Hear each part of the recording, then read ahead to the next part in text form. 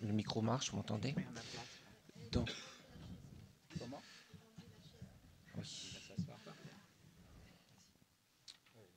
voilà. Donc, je vais vous parler des effets de la photostimulation, principalement sur les étalons. Donc, je suis Daniel Guillaume, je travaille dans le laboratoire juste en face.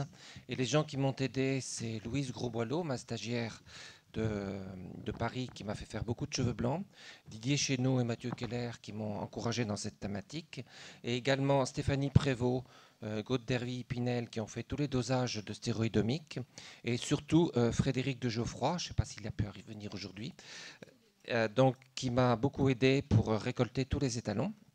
Et nous avons aujourd'hui la participation exceptionnelle de Pascal Nou, qui va, en vedette américaine, qui va introduire le sujet. Tout à fait. Alors, je vais peut-être m'asseoir pour être plus près. Je vous remercie de m'accueillir. C'est un retour aux sources très très agréable. Donc je représente le haras de La Hêtraie, que j'ai le plaisir de diriger. Et je vais essayer de justifier un peu la problématique du jour, qui est la photostimulation des étalons et son efficacité, en parlant, je suis désolé, exclusivement du pur sang, puisque c'est la race qui m'intéresse et avec laquelle je travaille au quotidien. Donc dans tous les chiffres que je vais vous donner après, pour essayer de justifier le travail de nos amis chercheurs, je ne donnerai que des chiffres relatifs au pur sang. Donc dans le pur sang, je pense que c'est un peu pour toutes les races pareil, mais récemment, l'augmentation des investissements dans les étalons est assez important. Des étalons qu'on pouvait acheter un, on ne peut plus les acheter si on ne met pas 1,5 sur la table. Donc on a quand même une augmentation des valeurs, ce qui veut dire que les gens qui achètent des parts d'étalons ont aussi, eux, une augmentation d'investissement à faire.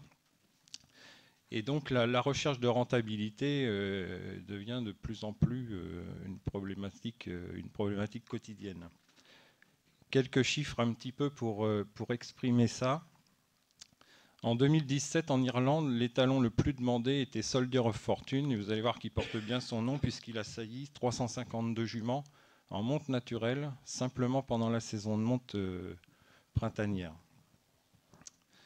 Galileo, qui est le tête de liste des étalons maintenant depuis 10 ans et qui est âgé de 19 ans, a sailli 178 juments au tarif privé, c'est-à-dire qu'il n'est pas affiché, mais on peut acheter des saillies de 500 000 euros la saillie.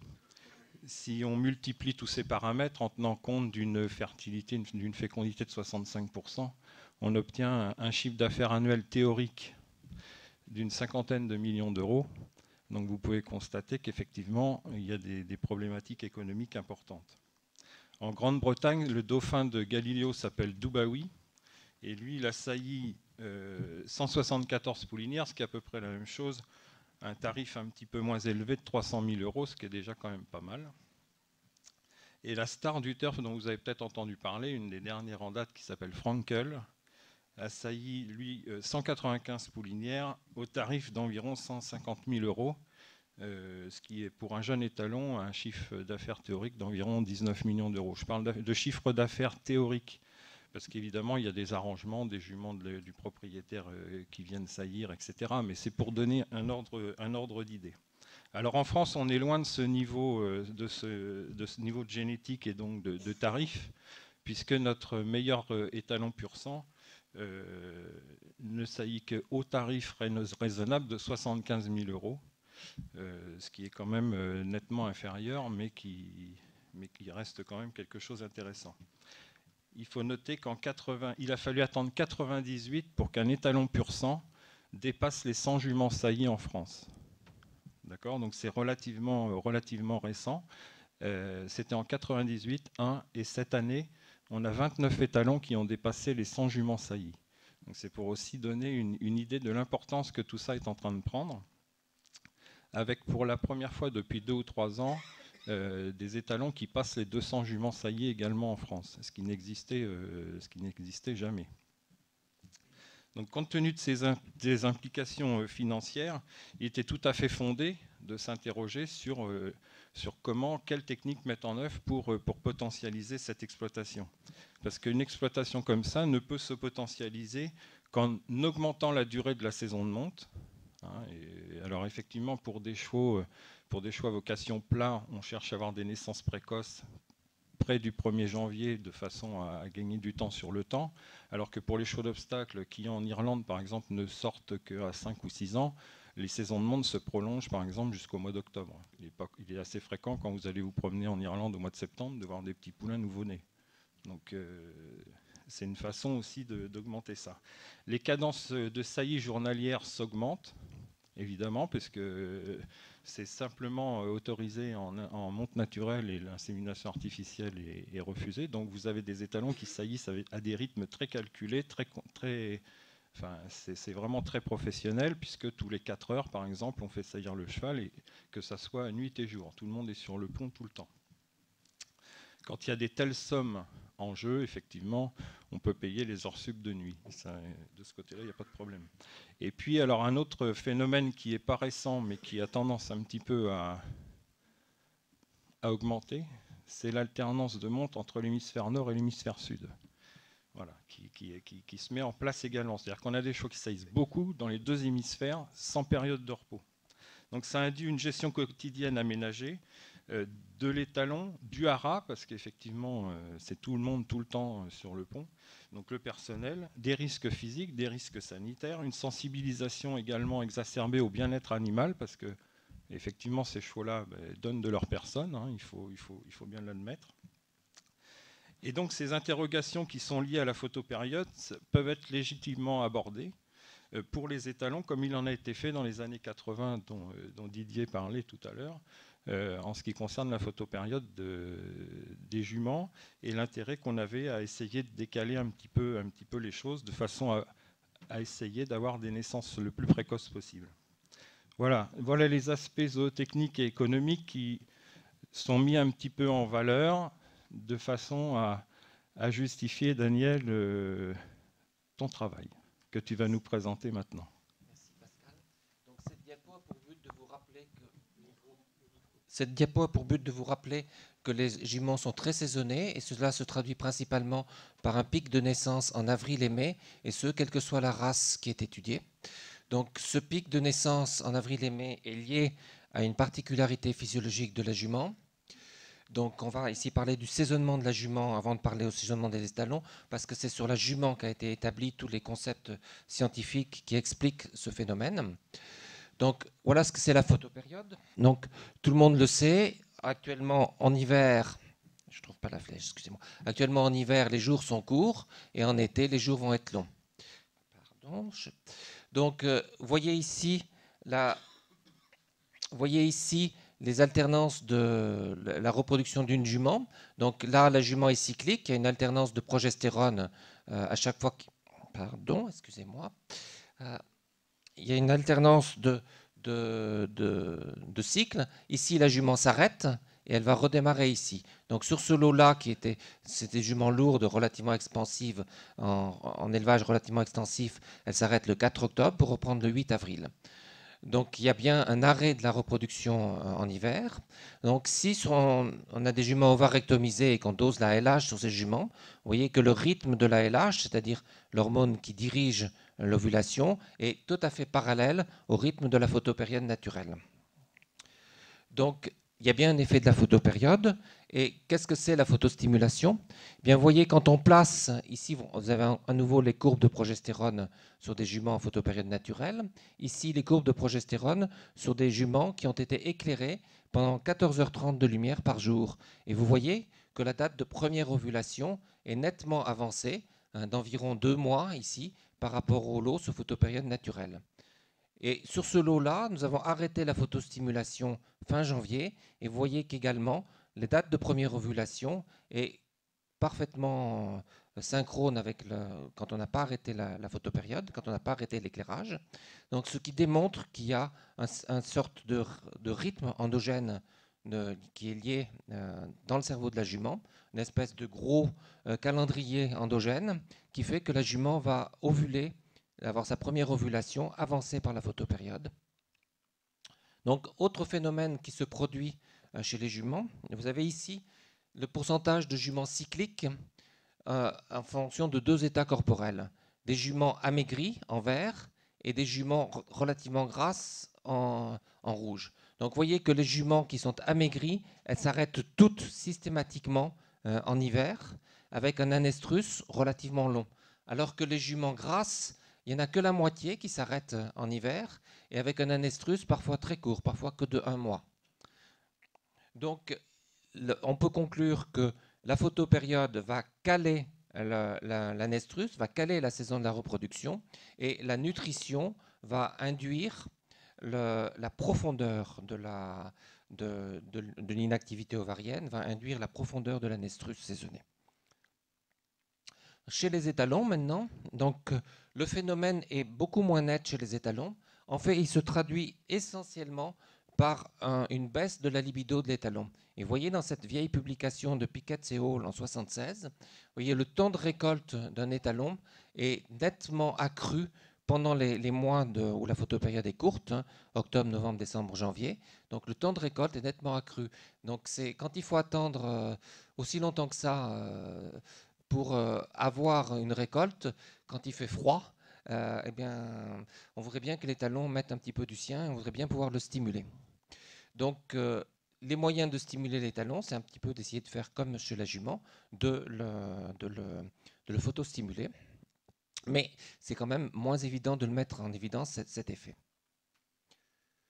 Donc, les résultats dans la bibliographie sur la photostimulation de l'étalon sont en contradiction.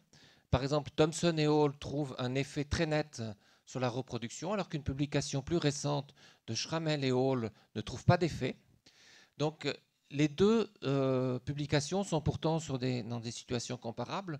L'un est au Colorado, à Fort Collins, c'est-à-dire au pied des montagnes. Et là, c'est en Autriche, également au pied des montagnes, sur à peu près la même latitude.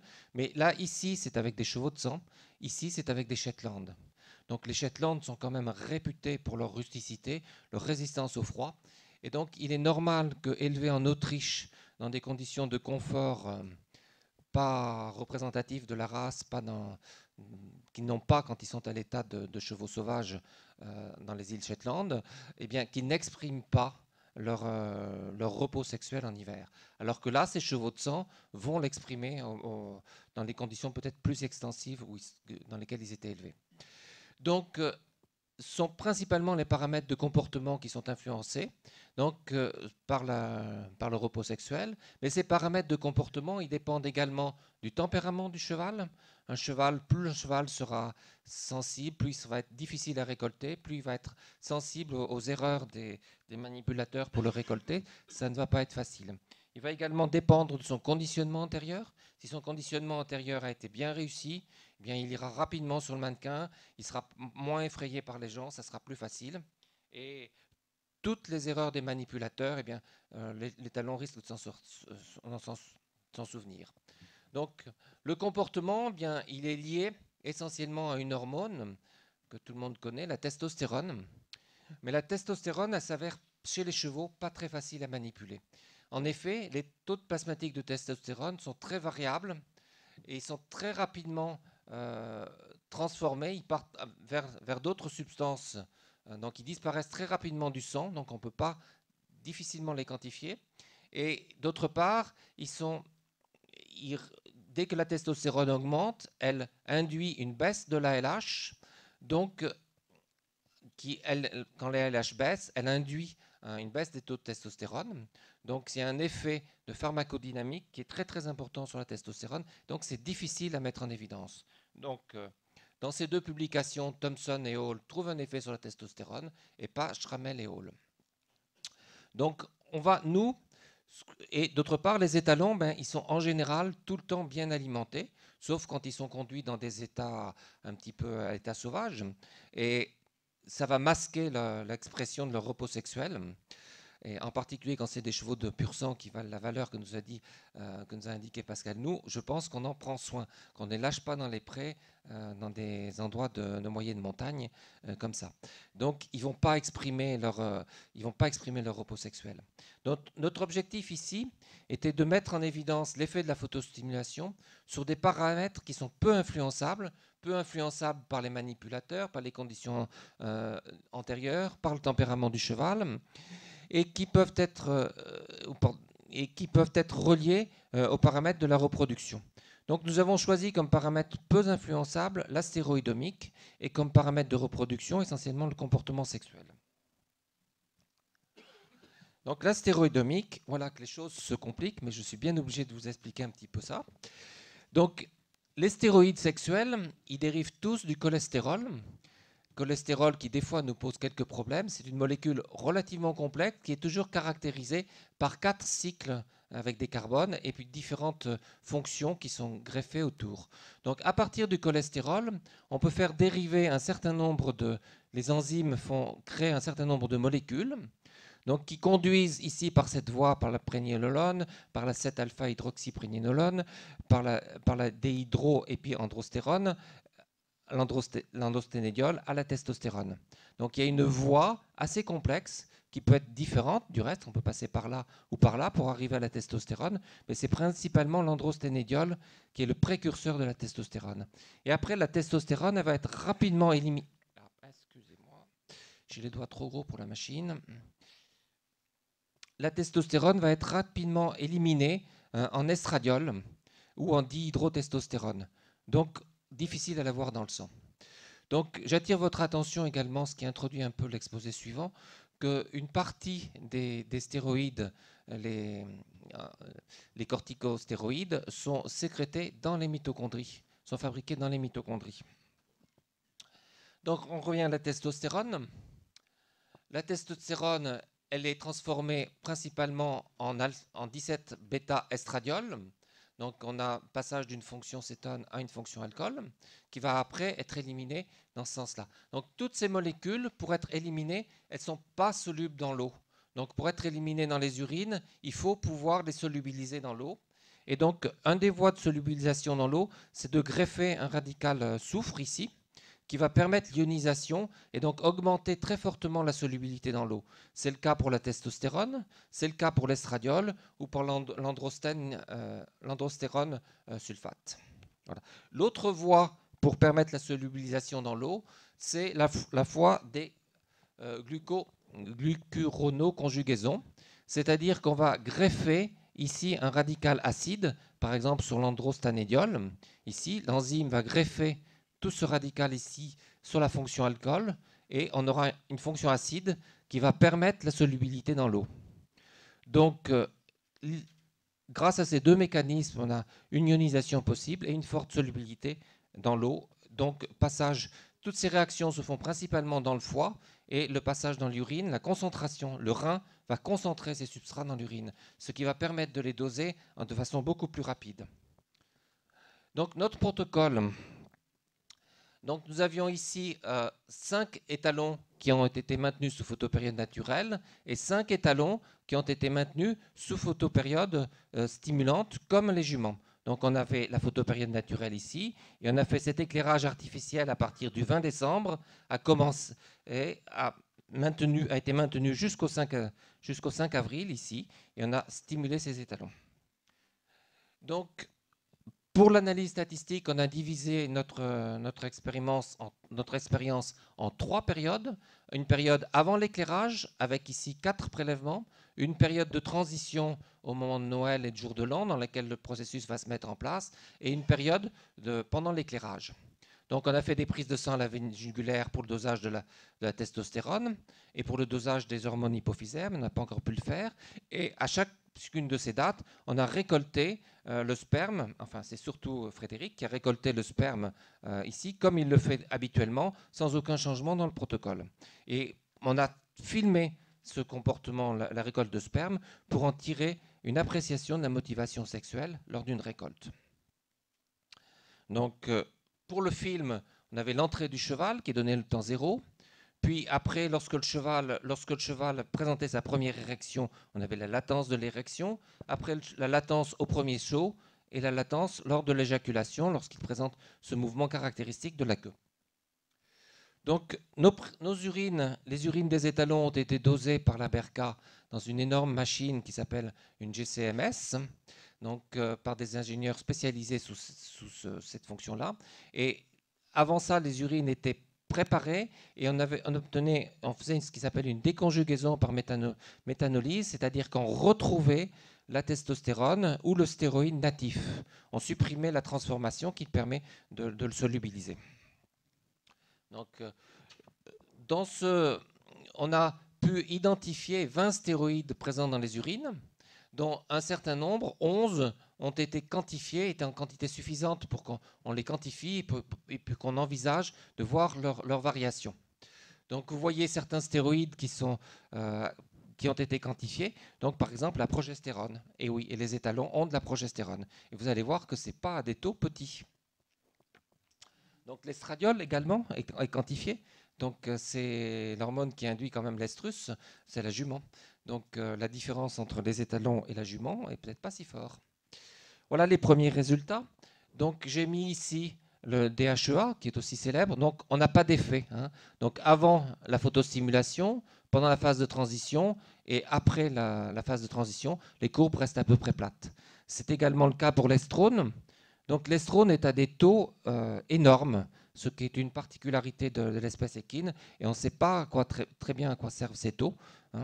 Donc pour l'éthiocholanolone également, la courbe est plate, et pour la testostérone plasmatique que j'ai mis en rouge parce que ce n'est pas dans les urines mais dans le sang, la courbe est relativement plate, on ne met pas en évidence d'augmentation des taux liés à la photostimulation. Donc là, on a une tendance à l'augmentation des taux, mais qui n'apparaît pas significatif. Vous voyez que la progestérone, les deux lots sont identiques avant la photostimulation. Pendant la phase de transition, donc la progestérone commence à monter. Et puis là, on a une différence, mais qui n'apparaît pas statistiquement significative ici, pendant la phase qui suit la photostimulation. Pour l'alpha-estradiol, c'est également le cas. On a une tendance, mais ce n'est pas suffisant. Pour la testostérone urinaire, c'est également le cas, donc il y a une tendance à ce que ça augmente dans les urines, mais ce n'est pas significatif. Par contre, pour les autres molécules, c'est totalement significatif. Pour la norandrosténidione, c'est significatif. La période est nettement, le taux est nettement accru par la photostimulation. Par la nandrolone, c'est également très, très nettement accru par la photostimulation. Pour l'androsténidiol, c'est accru. Pour le bêta-estradiol, c'est accru. Et pour l'androsténidiol, c'est également très, très fortement accru.